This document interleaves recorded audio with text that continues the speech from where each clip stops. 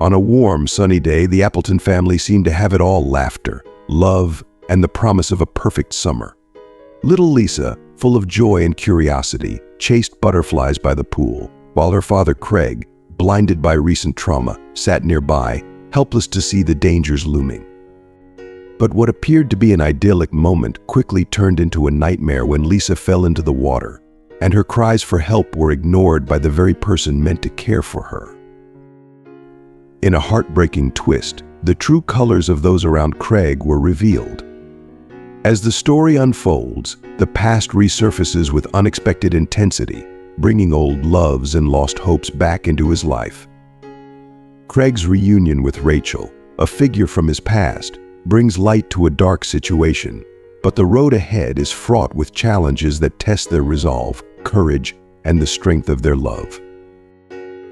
This tale, filled with twists and turns, will take you on an emotional journey from the heights of happiness to the depths of despair, only to rise again to a place of hope and redemption. Stay with us as we unravel a story where the past meets the present in a way that changes everything. If you are not subscribed, I recommend you subscribe and activate the bell so you don't miss any videos. The sun bathed the world in golden warmth, casting a soft, inviting glow over the Appleton family as they gathered on their beloved patio. The day was perfect, one of those rare summer afternoons that seemed to pause time, where everything was suffused with light and life. Craig, the family patriarch, sought solace in the cool shade of the gazebo. Draped in his robe, with a black bandage obscuring his sight, he sipped his coffee, savoring the simple pleasure, though it couldn't mask the growing frustration of his blindness. His wife, Diana, reclined gracefully on a lounger, basking in the sun's adoration. Her figure was flawless, her beauty almost unnerving in its perfection, as if sculpted by the gods themselves. She lazily swirled her cocktail, the ice clinking softly, as she batted her long, fluttering lashes in feigned annoyance at the scene unfolding before her. Little Lisa, Craig's 7-year-old daughter, was a bundle of energy, her joy as radiant as the day itself. With her wild, curly brown hair and cherubic cheeks, she resembled a tiny, untamed angel. She was lost in the pure delight of chasing a butterfly, her laughter ringing out like a melody as she darted around the pool, net in hand, determined to capture the delicate creature. But Diana, ever the picture of indifference, barely masked her irritation as she snapped, "Lisa, for heaven's sake, stop running. Can't you sit still for just 5 minutes? You're driving me mad." The girl's playful spirit, undimmed by the harsh words, was undeterred. She had long since learned to navigate the coldness of her stepmother's heart. In a moment of breathless wonder, the elusive butterfly settled on the edge of the pool, its wings a vibrant tapestry of colors that seemed almost too beautiful to be real. Lisa, her eyes wide with excitement, fished out her phone, eager to capture this perfect moment. But as she inched closer, her small foot caught the edge of the slippery tiles, and with a startled cry, she tumbled headfirst into the water. Panic seized Lisa as the water engulfed her. She thrashed wildly, her tiny voice breaking with terror as she screamed, "Daddy! Daddy, I'm drowning! Please help me!" Craig, his heart nearly bursting with fear, staggered towards the sound of his daughter's cries.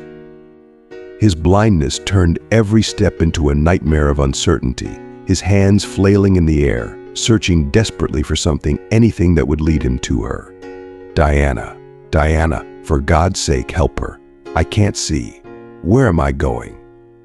he pleaded, his voice cracking with desperation. But Diana remained unmoved, her gaze fixed on the shimmering surface of the pool, where Lisa's frantic splashes disrupted the serene water. She didn't even bother to rise from her lounger, only sighing in irritation. "That child never listens," she muttered coldly. "Maybe this will teach her a lesson. Stop yelling, Lisa, and just swim to the edge. You're not a baby, for heaven's sake."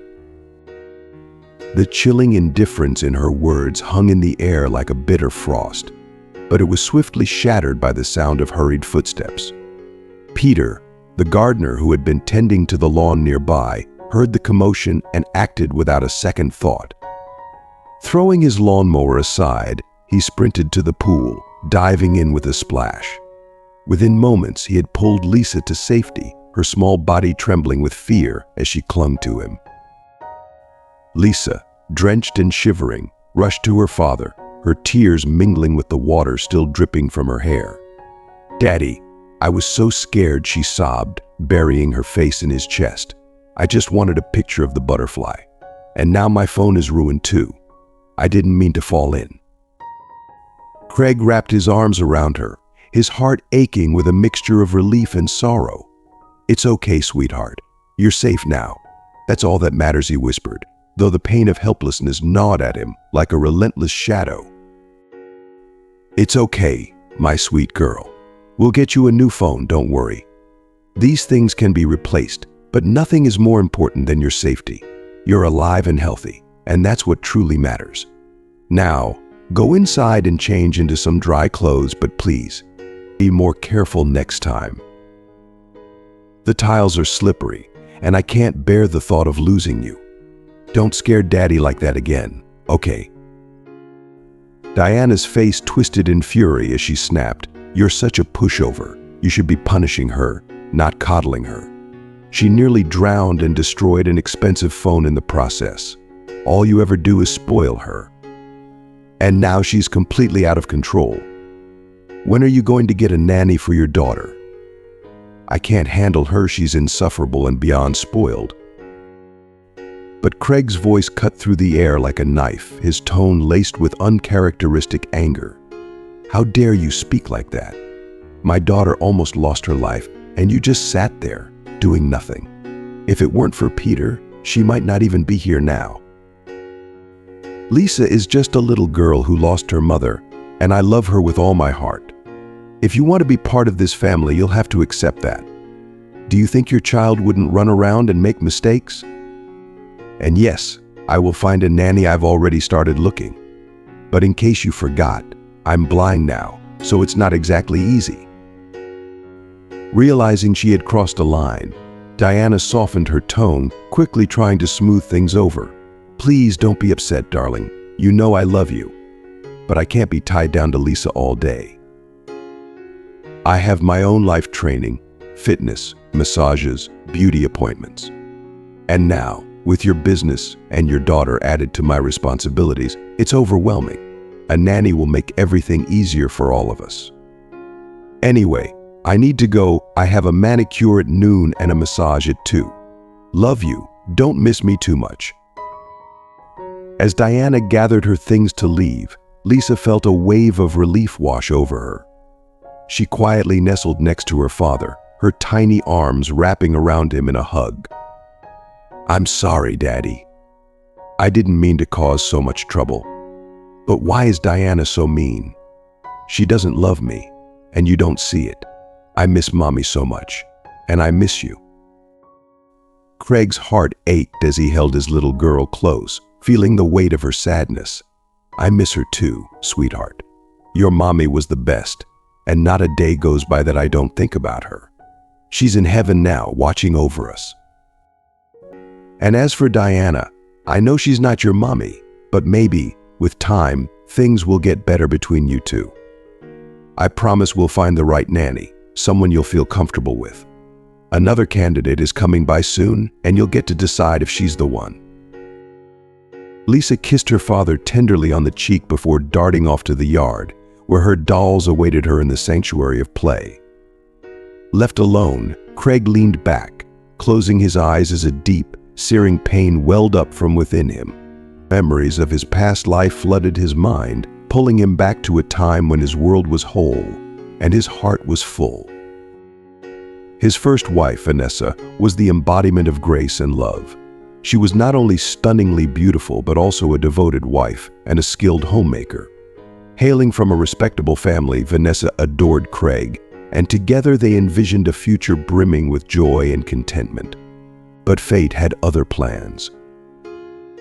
2 years had passed since Vanessa's tragic death, yet the wounds were still raw. It all began after Lisa's birth. What started as minor issues with her vision quickly spiraled into a living nightmare. Her memory began to slip, followed by the loss of function in her arms and legs, rendering her bedridden and entirely dependent. Watching Vanessa, once vibrant and full of life, deteriorate into a frail shadow of herself was nothing short of torture for Craig. The woman he loved with every fiber of his being was slipping away, and he was powerless to stop it. No amount of money or medical intervention could halt the cruel progression of her genetic illness. Craig had spent every penny he could muster on the best treatments available, but all his efforts were in vain. Vanessa's life ebbed away, leaving behind a void that seemed impossible to fill. After her passing, Lisa, their precious daughter, retreated into herself, her small heart burdened with grief too heavy for her tender years. She wept for her mother, clinging to the memories they had shared. Craig, too, was crushed under the weight of his loss. He convinced himself that he would never love again, that his heart had been buried with Vanessa. But then, one evening, everything changed. Craig met Diana at a business dinner, an encounter that would alter the course of his life.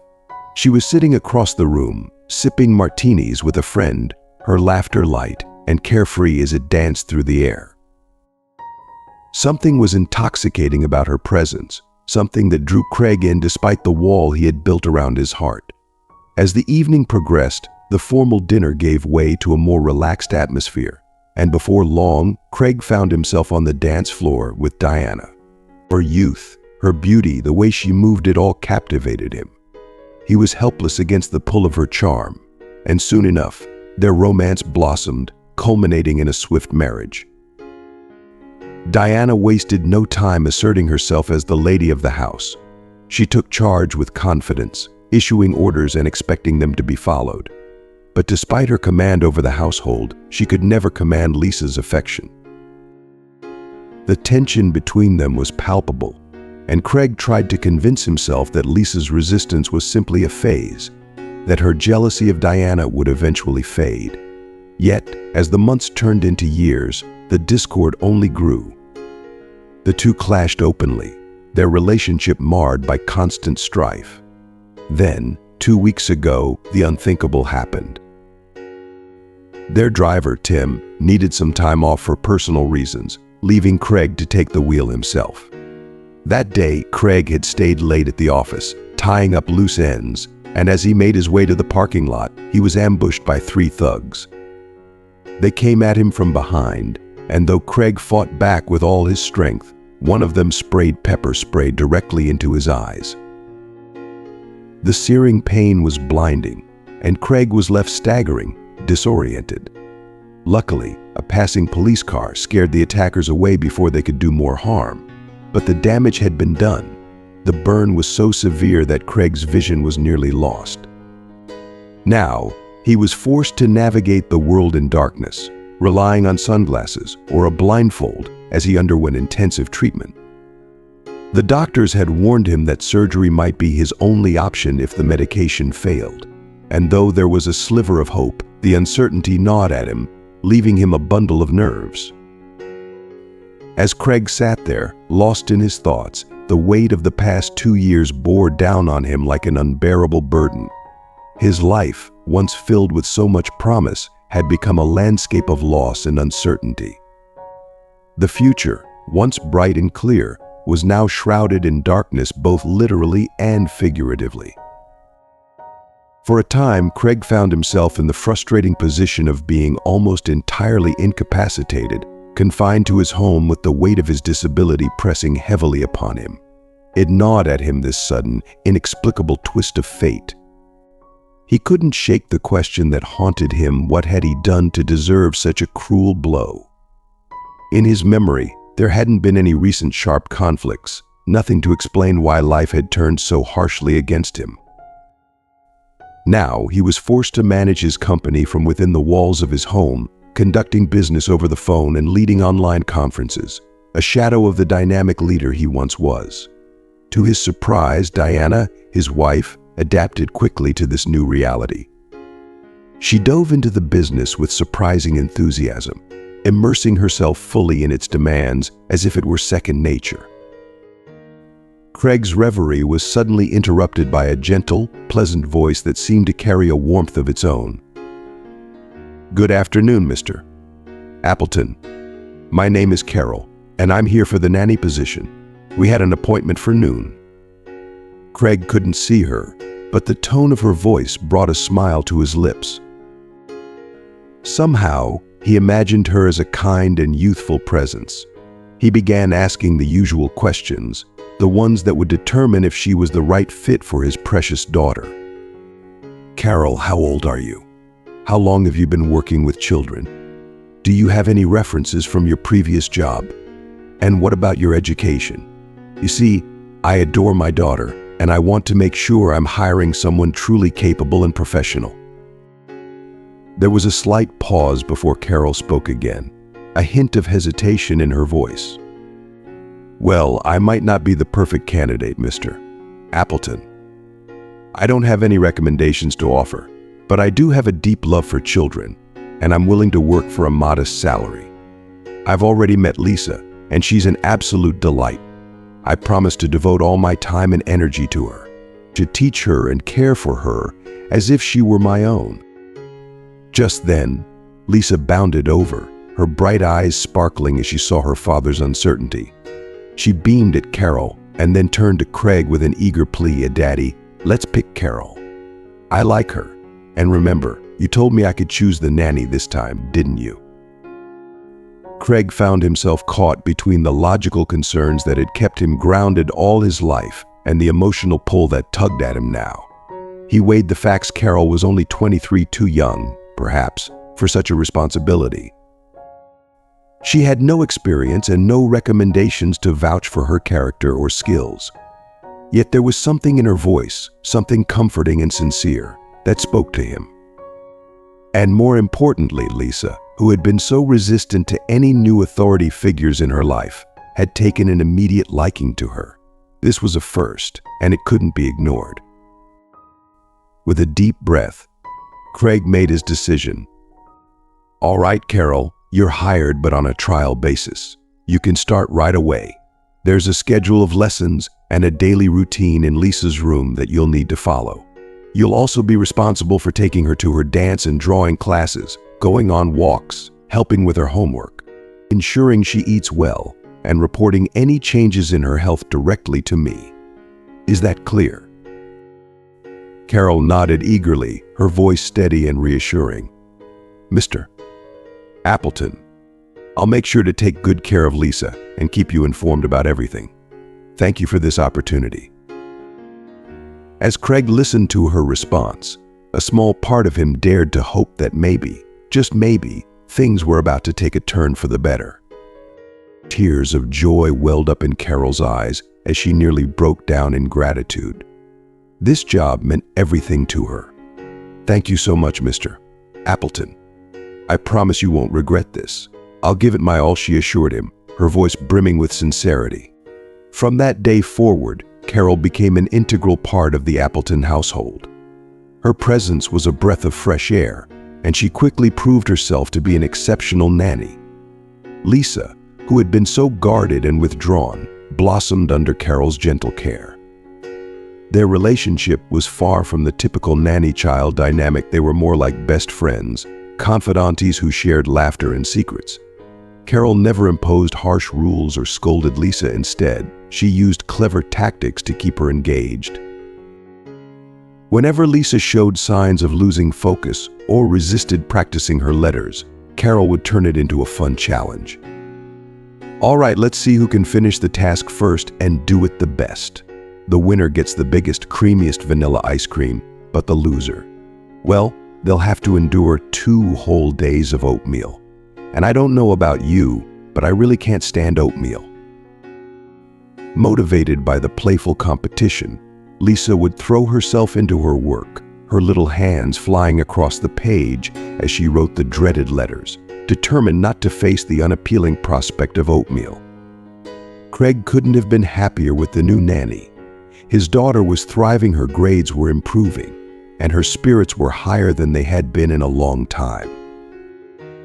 Each evening, Lisa would eagerly recount her day, brimming with excitement as she shared how Carol had taught her to braid her hair in a fancy style, or showed her how to weave intricate macrame patterns. Craig's heart swelled with pride and relief. Finally, it seemed like everything was falling into place. But not everyone in the household was pleased. Diana, who had initially been indifferent, soon grew increasingly critical of Carol. "You chose a strange nanny for Lisa," she muttered one evening, her voice tinged with disdain. "She's not just some young upstart, but she spoils your daughter more than you ever did. This isn't how a child should be raised. Lisa needs more discipline and more structure. Otherwise, she'll just become lazy. She doesn't even react to me anymore. She used to at least argue. But now she just ignores me and runs off to Carol." Craig chuckled, shaking his head at his wife's complaints. "You're impossible to please, Diana.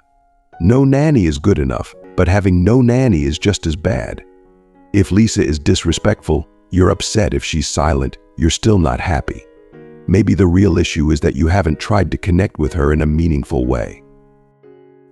Diana's lips tightened into a thin line as she listened, her frustration barely concealed. She said nothing in response, but inwardly she seethed. "Fine, do whatever you want," she thought bitterly. "Just keep that irritating girl out of my way. I've had enough of her." In the mansion, there stood a grand piano, a reminder of Craig's former life as a musician.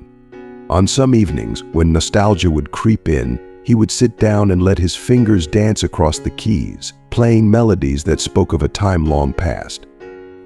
But one day, as he sat in his usual spot, he heard the unmistakable sound of the piano being played, not by him, but by Carol and Lisa. They were joyfully attempting the dog waltz, their laughter filling the room with an infectious energy. The sound of their happiness mixed with the playful melody was so unexpected that Craig nearly fell off his chair in surprise. Unable to contain his curiosity, he called out, "Carol, do you play the piano? I'm pleasantly surprised. I used to be a musician myself. Play something else for me. Please, I'm eager to hear more." Carol's cheeks flushed with modesty as she replied, "I'm no expert. I just had a wonderful music teacher back at the orphanage. She taught me a lot and always said I had a knack for it. But it's more than that. I've always had a deep love for music. Especially this piece. It resonates with something deep inside me." With that, Carol began to play a slow, romantic tune that seemed to wrap the room in a tender embrace. The notes drifted through the air, carrying with them a sense of longing and melancholy that pierced through Craig's heart. As the music unfolded, Craig found himself overwhelmed with emotion.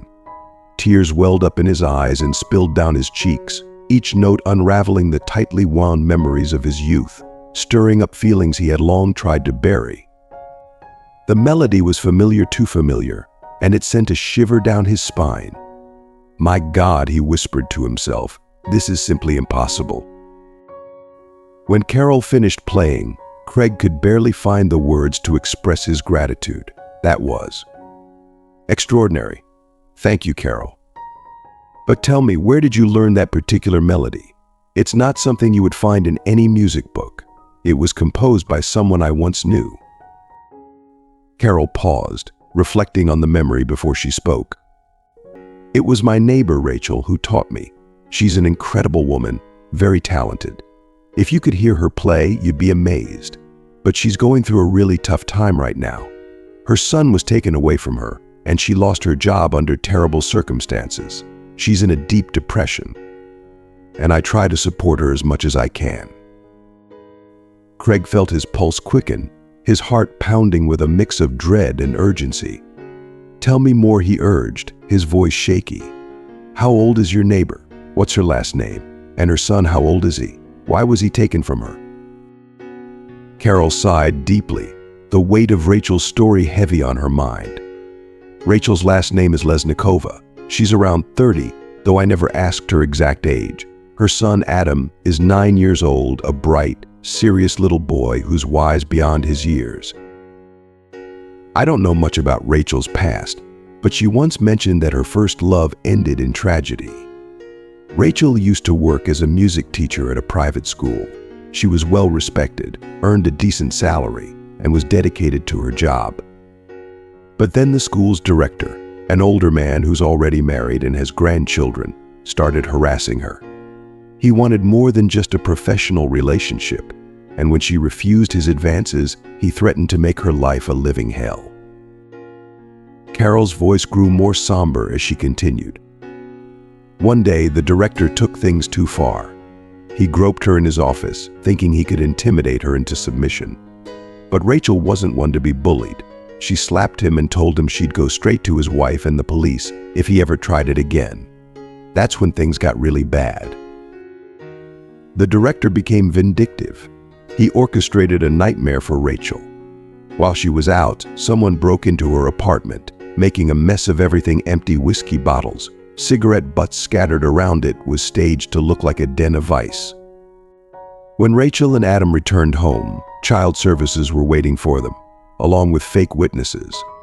They claimed Rachel was an unfit mother, that she was drinking and neglecting her son. It was all lies. I've been to her home many times. It's always spotless. Rachel doesn't even smoke, and she'd only have a glass of wine on special occasions. But despite all that, they took Adam away from her. It's been devastating for her. Craig felt as though the ground had shifted beneath him. Rachel Lesnikova, the name echoed in his mind, stirring memories he thought he had left behind. The melody, the name, the story, it all pointed to a connection he could no longer ignore. His legs felt weak, and he struggled to steady himself. The past, it seemed, was not as distant as he had believed. In short, Rachel was devastated. She did everything she could, knocking on every door, pleading with every authority, desperately trying to get her son back and clear her name. But it was all in vain. The director not only fired her but also publicly humiliated her, spreading vicious lies that she was an alcoholic and an unfit mother. He told everyone she had no place in the school, that she was a disgrace. Since that day, Rachel has been a shadow of her former self. She spends her days sitting outside the orphanage, crying, hoping for just a glimpse of Adam. And poor Adam, he's suffering too, trapped in a place where he doesn't belong. It's heart-wrenching to think of a gentle, home-loving boy being thrown into such a harsh environment. They paint such a rosy picture of orphanages on TV, children well-fed, well-dressed, but the reality is far bleaker. I know because I was one of them. I grew up in that nightmare, and I wouldn't wish it on anyone. My heart breaks for Rachel and Adam. I swear if I could, I'd strangle that vile old man with my bare hands for ruining their lives over his disgusting desires. Craig sat there stunned as Carol's words sank in. His heart pounded and tears began to flow, irritating his already damaged eyes. It was too much to bear. Everything lined up too perfectly. It couldn't be true, and yet he knew it was. His voice trembled as he spoke. "Carol, please bring Rachel here tomorrow. I need to see her, or at least hear her voice. We knew each other once, a long time ago. But it's a complicated story. Just please do this for me." Carol was taken aback by the intensity in Craig's voice but nodded, sensing the gravity of his request. "Okay, if she agrees, I'll bring her tomorrow morning. But how should I explain this to her?" Craig's voice broke as he replied, "Just tell her. Tell her that Craig is waiting for her." When Carol left to tend to Lisa's lunch, Craig retreated into his office, closing the door behind him. He clasped his head in his hands, lost in a whirlwind of memories that came rushing back with an overwhelming force. He thought of his youth, of Rachel, memories that had been buried deep, now resurfacing with painful clarity. Craig had grown up with his mother as his sole parent. His father was an enigma, a figure shrouded in mystery. As a child, his mother spun tales of his father being a polar explorer or a geologist. But as Craig grew older, he realized the truth. These were just stories to fill the void left by a man who was never there. Music had been Craig's escape, his refuge. From a young age, he was captivated by melodies, able to lose himself in the notes and rhythms that spoke to his soul. One day, during a visit to family friends, 5-year-old Craig found himself drawn to a piano. Without any formal training, he sat down and, by some instinctual connection, began to pick out a simple tune. His mother, recognizing the spark of talent, decided to enroll him in music classes. It was in those classes that he met Rachel. Even then, she was different, talented, bright, and kind. They had a bond, something that went beyond their shared love for music. As Craig sat alone in his office, those early memories of Rachel filled his mind, mingling with the present and the painful realization of how their paths had crossed once more, under such tragic circumstances. Craig vividly remembered the first time he laid eyes on Rachel, a moment etched into his memory with the clarity of a photograph. She was a slight, delicate girl, almost ethereal, with her long hair tied into 2 enormous bows that seemed too large for her petite frame. She clutched a sheet music folder to her chest, as if it were her most prized possession. From the moment they were seated together at the same desk, a bond formed that would define much of their youth. Rachel and Craig quickly became inseparable, their shared passion for music weaving their lives together like the intertwined notes of a symphony. As they grew older, their friendship blossomed into something deeper, an all-encompassing love that seemed destined to last forever. They decided to apply to the same music college, where they made their first significant strides as musicians, performing at concerts and delighting in the applause that followed. Rachel, with her dreamy nature and gentle spirit, seemed to float through life, her soul nourished by love and music. She cared little for material wealth, finding joy in the simple beauty of a melody or the warmth of a shared moment. For her, life was about the intangible, the things that couldn't be bought or sold. But Craig, though equally passionate about music, harbored different dreams. He wanted more than the life they had. He dreamed of a future where they could live comfortably, with a home of their own, a sleek car, and the ability to dress well without worrying about the cost. The realities of their financial situation began to wear on him, and as time went on, it started to irritate him that Rachel seemed content with so little. While she was happy with their modest existence, Craig felt increasingly frustrated by their lack of progress. After they finished college, Craig made a decision that would change everything. Instead of pursuing further education in music, he chose to explore the world of business, trading, and entrepreneurship. It wasn't long before this decision became a point of contention between them. The arguments became more frequent, their once harmonious relationship beginning to fray at the edges. "Craig, what are you doing?" Rachel would plead, her voice tinged with both concern and disbelief. "Don't give up on music. It's your gift. Your fingers were made to play, to create something beautiful." But Craig, burdened by his growing ambitions, would snap back, frustration lacing his words. "Rachel, I don't understand you. You're living in a dream world. Don't you see that we're struggling? How are we supposed to live on the meager earnings from music? Who even cares about concerts anymore? I'm working hard so I can give you nice things like those gold earrings and so we can live well." Other girl would be happy with that, but not you. You could give private lessons and make good money yourself, but instead you're busy trying to tell me how to live.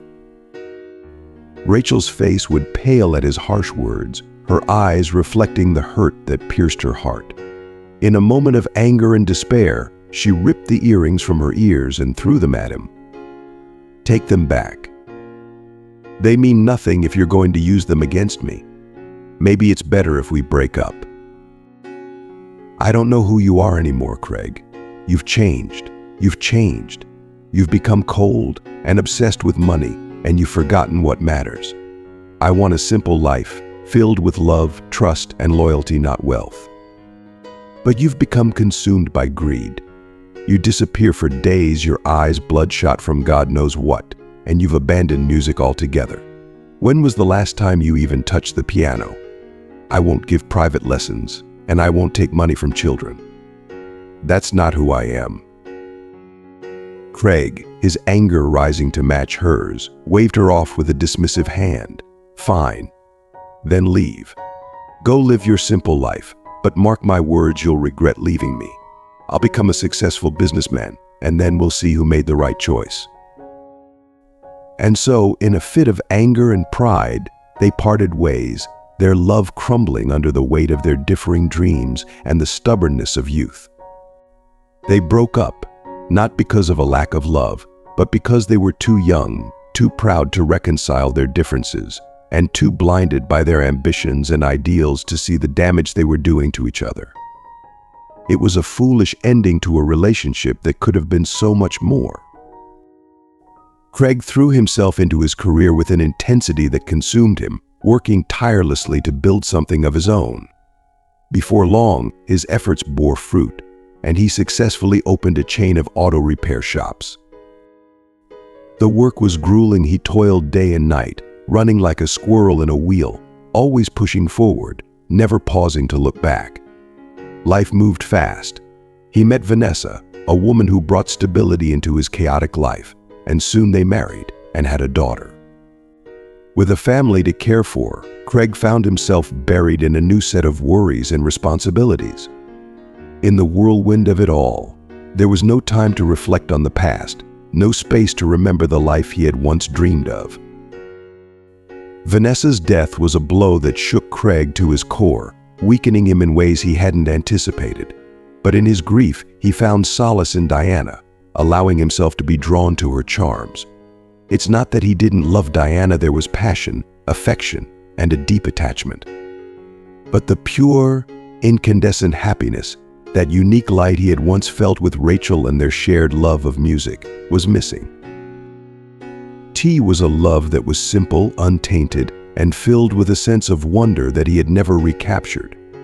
Now, as he sat in the quiet of his home, hearing that familiar melody from his youth, his heart ached with a longing so intense it almost took his breath away. Memories of Rachel flooded back, and with them, a desperate desire to see her again, to talk to her, to reconnect with the one person who had touched his soul in a way no one else ever had. Craig realized then that first love never truly fades, it lingers, quietly but persistently, in the recesses of the heart, refusing to be forgotten. The anticipation of seeing Rachel again was almost unbearable. That night was long, and Craig could hardly sleep, his mind racing with memories and questions. By morning, he was up early, meticulously shaving and preparing himself, each action charged with nervous energy. He was impatient for Diana to leave for the beauty salon. Her incessant chatter about trivial matters only added to his anxiety. Finally, the house was quiet, and he waited in tense silence for Carol to return. When she did, she wasn't alone. Rachel was with her. Though Craig's vision was blurry, he could make out the outline of a familiar figure, and the scent of her floral perfume brought a flood of memories rushing back. And then, her voice, soft, melodic, and unmistakable, rang out. "Craig, is it you? When Carol told me yesterday that you wanted to see me, I couldn't believe it. You've changed so much, you've become so strong, so different.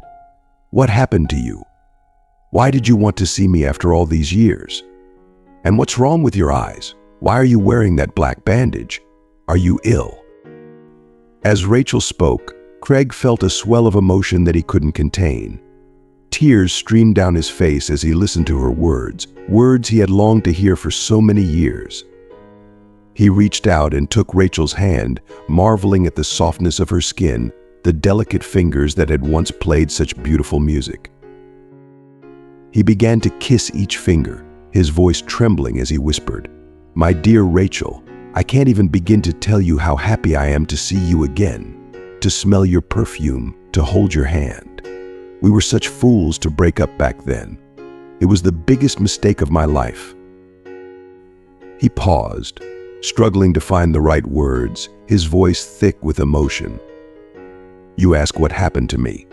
2 weeks ago, I was attacked by some thugs. They sprayed pepper spray right into my eyes.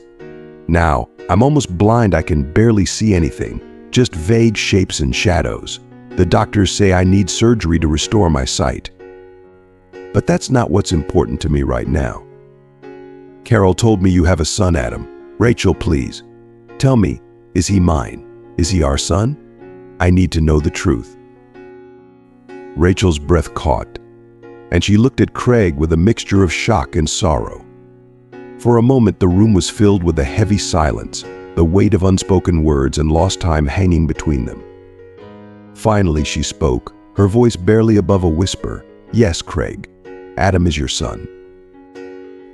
I tried to tell you all those years ago, but you were so determined to leave, so set on your path. I didn't want to burden you.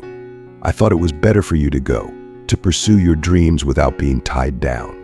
But now I see that we were both wrong. Craig felt his heart clench as the truth settled in. He had a son he had never known, a child who had been born out of the love he had shared with Rachel, a love he had foolishly walked away from. The realization was overwhelming, and for a moment he couldn't speak, couldn't think of anything except the lost years and the opportunities that had slipped through his fingers. All he could do was hold Rachel's hand tighter, as if that simple connection could bridge the gap of all the years that had separated them. Rachel sighed deeply, her voice trembling as she spoke. Yes, Craig, Adam is your son. I've never been with anyone else but you. No matter how much I've tried to forget you, to push you out of my mind, I just can't. But now they've taken my little boy from me, and it's tearing me apart. I barely sleep anymore. I just sit outside the orphanage, praying for a glimpse of him, hoping he'll wave to me from one of the windows. What did I do to deserve this? I've never wronged anyone. And that vile man, that lecherous pig, has destroyed everything good in my life. He's paid off everyone just to see me suffer, to crush me completely. I'm so desperate, Craig, that I'm considering giving in to his demands, just so I can have Adam back. I don't see any other way. Craig's grip on her hand tightened, his heart pounding with a mix of fury and determination. No, he nearly shouted, his voice filled with resolve. Don't even think about it, Rachel. You're not going to sacrifice yourself to that monster. I'll help you get Adam back. Give me all the information, his details, your details, everything. I'll find the right people, hire the best lawyers, and we'll bring that bastard down. I have connections in the police department. Do you remember Henry Black? You won't believe this, but he's now a police captain. I'll reach out to him, he'll help us. Don't worry, Rachel, I'll get our son back. I won't let Adam suffer in those orphanages. Trust me, everything will be fine. I lost you once, and I won't let it happen again. Rachel felt a glimmer of hope flicker inside her as Craig spoke. His words were like a lifeline, pulling her out of the dark pit of despair she'd been sinking into. They exchanged warm goodbyes, and for the first time in a long while, Rachel felt a sense of hope returning to her heart. Craig immediately contacted Henry, who didn't hesitate to agree to help his old classmate. Henry suggested they set up a sting operation to catch the director in the act. Rachel would need to call the director and pretend to agree to his terms, arranging a meeting where they could record his confession. They planned to equip her with a microphone, and her task would be to get the director to admit to everything. Once they had his confession, they could arrest him and use it to get Adam back. Rachel was understandably distressed by the plan, but her love for her son gave her the strength to push forward. She knew she had to do whatever it took to bring Adam home. With a deep, steadying breath, she picked up the phone and dialed the director's number, her heart pounding in her chest. After a few rings, the director answered, his voice oozing with smug satisfaction. So, you finally come to your senses? Stubborn girl? Or is there some other reason you're calling? Rachel's anger surged, but she forced herself to stay calm, to keep her voice as gentle and submissive as possible. Edward, she began, I beg you, please give me my son back. I can't bear this any longer. I'm willing to agree to your terms, just tell me where and when to meet. The director smirked, his voice dripping with condescension as he responded, well, let's meet tomorrow at 6 p.m. in my office. There's a comfortable couch where we can discuss things. I'm waiting for you, my sweet little bird. Rachel felt a wave of nausea wash over her at his lecherous words, but she knew she had to stay focused. She steeled herself, dressing as provocatively as she could manage a blouse with a plunging neckline, a pencil skirt that clung to her curves, and high heels that clicked ominously on the pavement as she walked. She applied an extra layer of lipstick to her already full lips, checked the recording device hidden beneath her clothes, and took a deep breath. Her legs felt unsteady as she made her way to the director's office, but she knew what was at stake. The detective had given her clear instructions. If the situation became dangerous, she was to open the window, a signal for the operatives to intervene. When she arrived at the office, Rachel knocked and then stepped inside. The director was lounging in his chair, a predatory grin on his face as he eyed her up and down with undisguised lust. "Good evening, my little bird," he greeted her, his voice thick with greed. "I see that time has made you more agreeable. It's about time. My, what a delicious sight you are. I'm on fire just looking at you. Now come on, take off your clothes and let me admire what I've been waiting for." Rachel felt her stomach churn at his brazen demands, and for a moment she was paralyzed with fear. The thought of him attacking her made her heart race. But then she remembered Adam, her sweet, innocent son, waiting for her to bring him home. She drew strength from that image and from the knowledge that the operatives were just outside, ready to step in if needed. With a forced smile, she began to take out the champagne and sweets she had brought along. "Edward, there's no need to rush," she said, her voice trembling but determined. "I can't just jump into it like that. Let's have a drink and relax a little." The director, his arrogance unshaken, didn't argue. He eagerly uncorked the champagne and poured them each a glass, clearly enjoying the anticipation of what he thought was to come. Rachel took a small sip, her mind racing as she prepared to lead the conversation where it needed to go. "Edward," she began, her voice soft and coaxing, "before we get to that, I need some reassurance. I have to know that you'll give me back my son. Can you promise me that? I've been through hell, and I need to know I'm not doing this for nothing. I know you're the one who orchestrated everything that's happened to me, but I still don't understand how you managed to destroy my reputation so completely. How did you do it? Please, I just need to understand. How did you manage to ruin my life so thoroughly?" The director, flushed with both alcohol and his sense of power, chuckled darkly. "Oh, Rachel, you sweet, naive girl," he sneered, leaning back in his chair with a self-satisfied grin. "It was easy. When you rejected me, I knew I had to make you pay. A few bribes here, a few favors called in there, and I had everything I needed.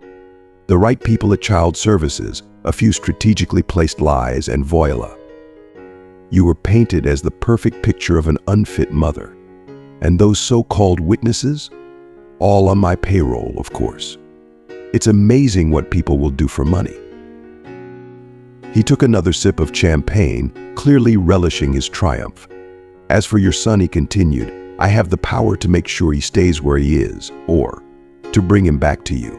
But that all depends on how well you perform tonight." Rachel felt a surge of revulsion at his words, but she forced herself to stay calm, nodding as if she were considering his terms. She knew the recording device was capturing every word, every damning admission. The plan was working, but she couldn't let her guard down yet. "I see," she replied, her voice barely above a whisper. "So if I do as you ask, you'll make sure Adam comes home? You'll undo all the damage you've done?" The director leaned forward, his eyes glinting with predatory intent. "That's right, my little bird. Just be a good girl tonight, and all your troubles will disappear." Rachel's heart pounded in her chest, but she managed a small, hesitant smile, just as she'd been coached. "All right, Edward," she said softly, "I'm ready. But first, why don't we toast to new beginnings?" She raised her glass, hoping to keep him distracted just a little longer until the operatives could make their move. The director raised his glass, too, clearly pleased with himself, completely unaware that his downfall was imminent. Edward's grin widened with sickening arrogance as he continued, "You should have been more agreeable from the start, Rachel. Then none of this would have been necessary. No one gets to say no to me and walk away unscathed. Do you think my secretary or the physical education teacher here works out of the goodness of their hearts? They were smart enough to recognize an opportunity when they saw one, and now they're rewarded with excellent salaries and regular bonuses. But you, Rachel, you had to be difficult. As for your situation, it wasn't complicated at all. I have a very close friend in the guardianship authorities. It's thanks to my influence that she got her position, so when I needed a favor, she was more than happy to oblige. She placed your boy in the orphanage, and I took care of the rest, hiring the thugs and witnesses to create that little scene in your apartment. Money, Rachel. Money can solve anything these days. Believe me. Now, I liked you, wanted you, so the more you please me tonight, the quicker you'll get your son back. So are you ready now? Relaxed enough? Good. Now stop talking and take off your clothes." Rachel's heart pounded with a mixture of fear and revulsion. She knew she couldn't stall any longer. Pretending to comply, she began to unbutton her blouse, moving slowly toward the window. As soon as she reached it, she flung it open, a silent plea for the police to arrive ringing in her mind. She stood there, praying that the operatives were ready and would burst in at any moment. But Edward, overcome with lust, lost all composure. In a sudden burst of energy, surprising for his age, he rushed at Rachel, grabbing her with rough hands and trying to tear her blouse off. Rachel screamed, struggling to push him away, her voice filled with panic and disgust. "Get away from me," she cried, fighting with all her strength to fend off his advances.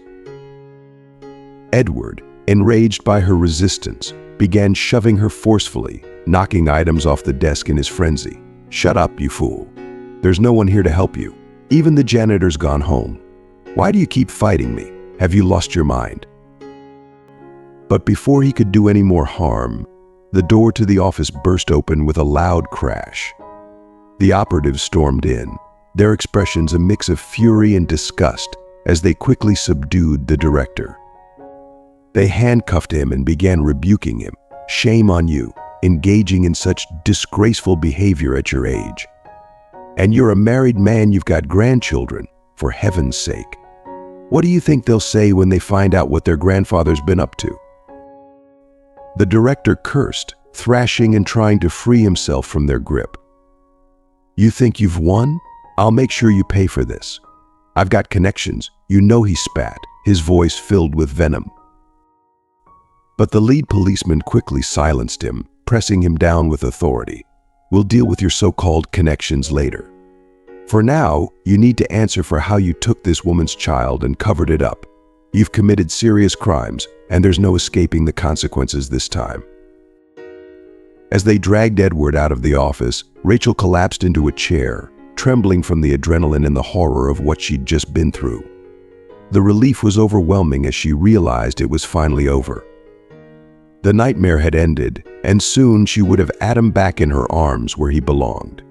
Craig's promise echoed in her mind, and for the first time in a long while, she allowed herself to believe that everything would be all right. Rachel finally allowed herself to relax after the intense ordeal, her body trembling as the adrenaline began to fade. She exhaled deeply and then, unable to hold it in any longer, burst into tears. The weight of everything she had just endured came crashing down on her, and she sobbed uncontrollably. "Will they return Adam to me now?" she asked, her voice breaking. "He confessed to everything, didn't he? Did I do everything right?" She handed the recording device to the officer with trembling hands. The officer took the device with a reassuring smile. "You did everything perfectly," he said gently. "We'll take care of the rest. I'm confident you'll be reunited with your son very soon. Don't worry, we'll make sure that scoundrel gets what he deserves. People like him belong behind bars, and that's exactly where he's headed." The case quickly became headline news, sparking outrage in the community. The townspeople were horrified to learn that the lecherous director had been working at the educational institution for so many years, abusing his power and preying on vulnerable women. The public outcry was swift and fierce, and the director was swiftly convicted of his crimes. Rachel's name was cleared, and she was reinstated at her job with full honors. The dark cloud that had hung over her life for so long was finally lifted, and she could walk with her head held high once again. But most importantly, she was reunited with her beloved son. The moment they saw each other, Rachel broke down in tears once more, clutching Adam tightly as if she would never let him go. The little boy buried his face in her shoulder, his small arms wrapped around her in an embrace that spoke of all the pain and fear they had both endured. Neither of them wanted to let go. Meanwhile, Craig was eagerly awaiting the moment he would finally meet his son. He had been so engrossed in helping Rachel, so focused on ensuring that justice was served, that he had completely forgotten about Diana. But Diana had not been idle. She had been watching everything unfold from the sidelines, her suspicions growing with each passing day. Finally, unable to stand it any longer, she decided to confront Craig. "Darlings, what's going on?" Diana demanded, her voice laced with barely concealed anger. "You're always on edge, making phone calls and talking about this Rachel and her son. I think it's time you explain something to me." Though Craig couldn't see Diana's face, he could feel the hatred and anger radiating from her. It hit him like a physical force, and at that moment, he knew that their relationship was over. It wasn't just about Rachel and Adam, it was about everything that had led them to this point. Craig realized that he no longer wanted to be with Diana. The passion he had once felt for her had burned out, leaving behind only a cold space. He saw now that it had never been love, just an infatuation, an obsession that had quickly faded. Diana, in turn, had grown more and more demanding, asserting control over his life and his home until she had become almost unrecognizable. She had begun to act as if she owned everything, treating Craig's home and even his daughter as her domain. Craig sighed heavily, bracing himself for the unpleasant conversation that was about to unfold. He knew he needed to be honest with Diana, to lay everything out on the table. He didn't want to live in this toxic environment any longer, and it was time to take control of his life again. "Diana," he began slowly, choosing his words carefully, "there's something I need to tell you. This isn't working, our marriage, this life. I've been thinking a lot lately, and I've realized that I don't love you the way a husband should love his wife. It's not fair to either of us to keep pretending otherwise." Diana's face twisted in fury, but Craig continued, determined to get through it. "I've been helping Rachel because she's the mother of my son, Adam. I didn't know about him until recently, and I'm sorry I didn't tell you sooner, but I was just trying to do the right thing. You and I, we've grown apart, you've changed, and so have I. We've become different people. And it's clear that we want different things out of life.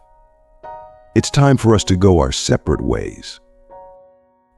The room fell into a tense silence as Craig's words hung in the air. Diana was speechless, her mind racing with a mix of anger, betrayal, and disbelief. Craig could feel the weight of her glare, but he didn't flinch. He knew that this was the right decision, no matter how painful it might be at the moment. There was no going back now. He was finally taking control of his life, determined to make things right for himself, for his daughter, and for the son he had only just discovered. "You're right," Diana, Craig began, his voice steady but heavy with the weight of what he was about to say. "We've needed to have this serious conversation for a long time. So, let me answer your question directly. Rachel is my first love, someone who has held a place in my heart for many years. We studied together at music school, and our bond was something special. But back then we were young and foolish, and we ended up breaking up over trivial matters. What I didn't know at the time was that Rachel was already pregnant, though she didn't even realize it herself." He paused, letting the significance of his words sink in before continuing. "She gave birth to a son, Adam. So now I'm the father of 2 children, Lisa and Adam. This isn't something I ever expected, but it's the truth, and I can't ignore it. I need to take responsibility for my children, both of them, and Diana. I need to be honest with you about where we stand. We've drifted apart, and I've realized that the life we've been living isn't what I want anymore. It's time for us to face the reality of our situation and make some difficult decisions. As we wrap up this emotional and complex journey, we've witnessed the power of love, the consequences of past decisions, and the importance of taking responsibility for our actions. From Craig's reconnection with his first love, Rachel, to the realization of his role as a father to both Lisa and Adam, we've seen how life can take unexpected turns and challenge us in ways we never anticipated. Now, we'd love to hear from you. What have you learned from this story? What is one lesson or insight you've gained that you will bring into your own life? Please share your thoughts in the comments below. We'd love to know how this story has impacted you. If you enjoyed this video, please leave your comment below, and don't forget to like, share, and subscribe to our YouTube channel for more stories that touch the heart and inspire change.